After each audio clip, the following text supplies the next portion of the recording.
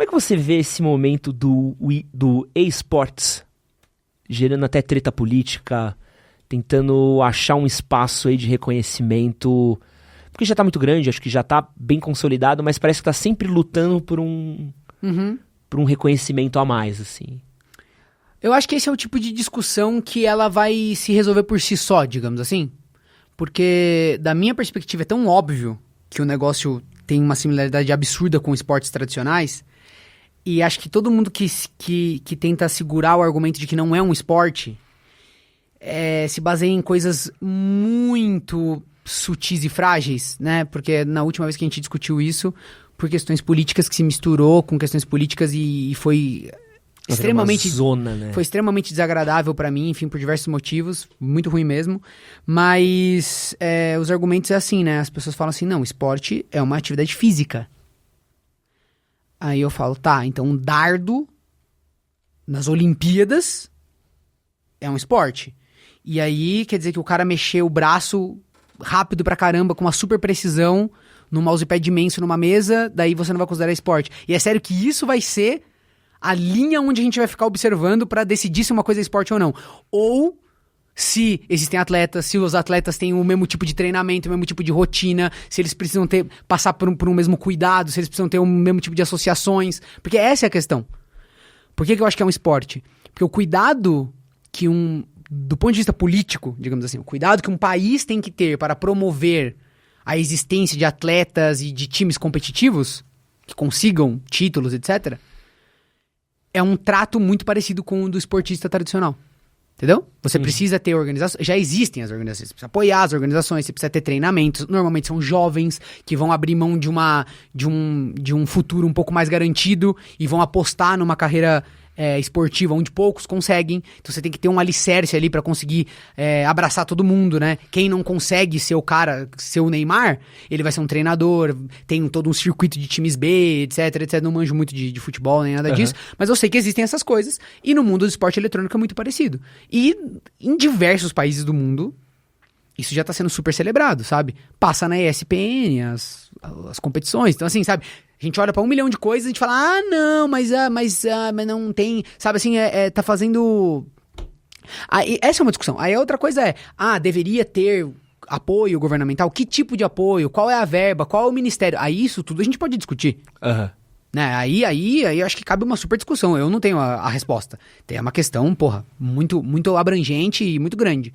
Agora, se é parecido com o esporte, se é um esporte, vamos ficar discutindo semântica até quando, sabe?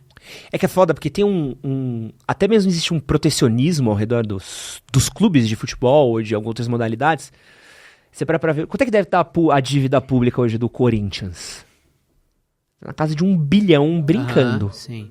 Brincando, assim. Sim. Então a gente tá falando de um time que deve 1 bilhão por estar. Um time que é uma... Isso porque talvez nessa dívida ainda não entrem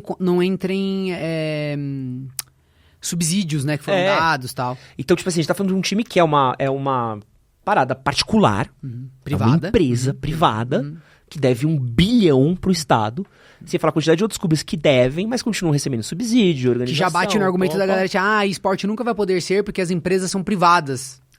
Mas os clubes são privados. Cruzeiro é privado, sabe? Enfim. Tipo, o Corinthians, você não chega lá e fala, pô, eu quero sentar aqui na...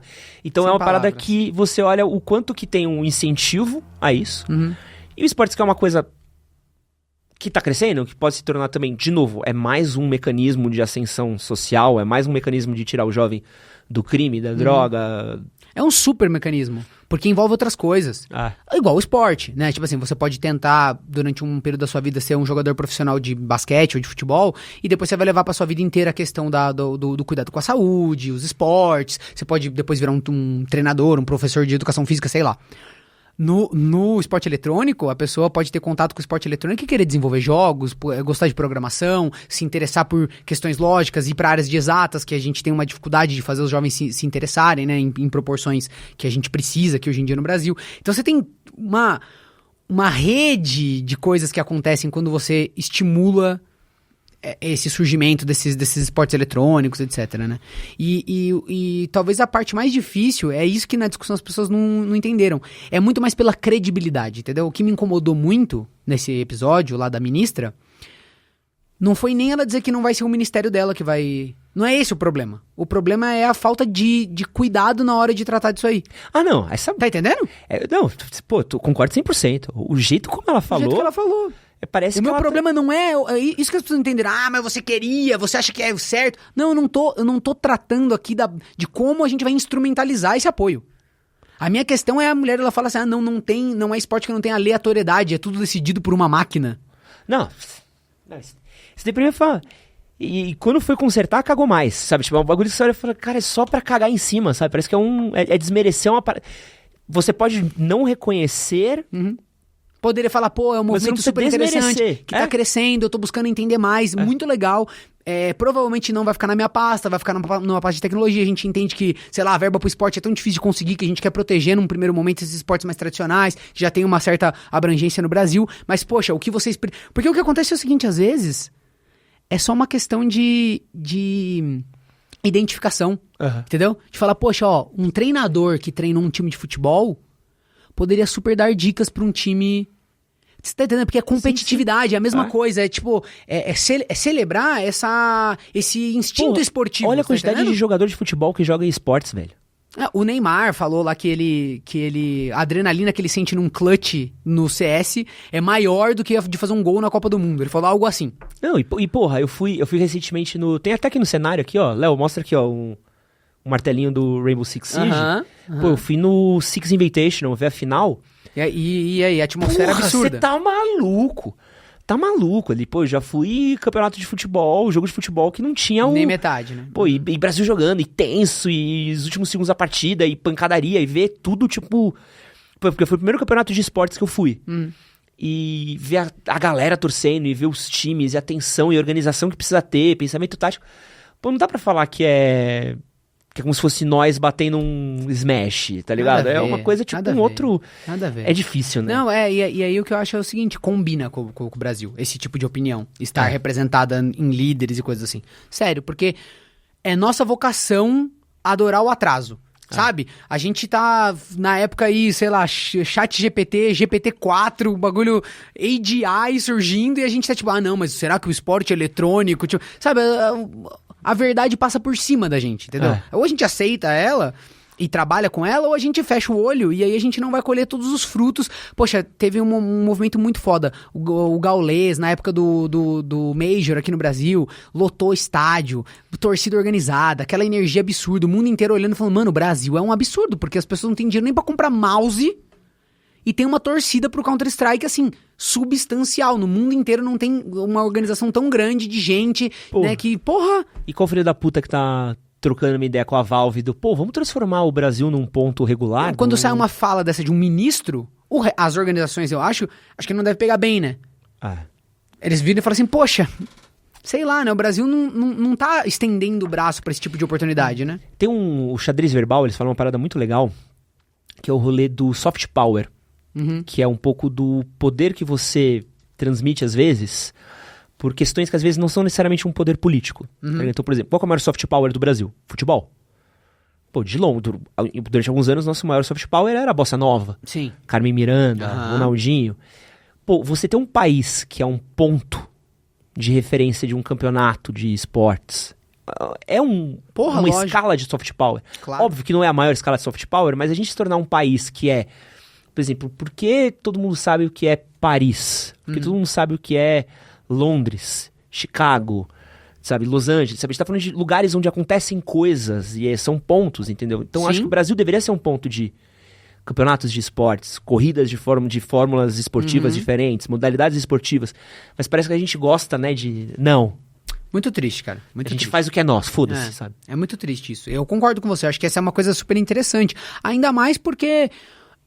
não existe espaço no mundo para um país que não tiver algum tipo de representação dentro desses novos mercados de tecnologia, etc. É uma coisa que a gente vai ter que aceitar. E o Brasil é assim. Sabe? Vendem uma imagem do Brasil que não é verdade. Sério, a inclusão digital veio pesado. A molecada tem celular e joga... Como é que é o nome? Free Fire. Free Fire. Pra caralho.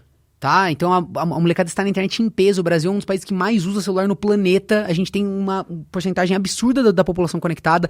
Óbvio, falta inclusão digital, falta acesso. Tem famílias que não têm quantidade de device suficiente pra galera estudar. Então eu não tô questionando a nossa falta de infraestrutura. Eu estou questionando vender um Brasil onde as pessoas não se interessam por tecnologia, onde isso está muito distante da realidade dos jovens. Não tá. Nas escolas, sabe? Tipo, junta 5, 6, 7 pessoas e assiste anime, que é um negócio do Japão, num celular, e todo mundo sabe o que tá acontecendo, sabe? É isso que eu tô dizendo, sabe? Então, esse, na verdade, é o Brasil. Os nossos jovens, eles gostam de tecnologia, eles já celebram esses jogos digitais, sabe? Isso é uma coisa que é real, e obviamente a gente poderia promover mudanças positivas se a gente tivesse um olhar pra isso, de falar, bom, vamos pegar toda essa energia jovem que tá surgindo e vamos instrumentalizar ela, então, pra educar, pra fazer alguma coisa com essa juventude, com esse potencial?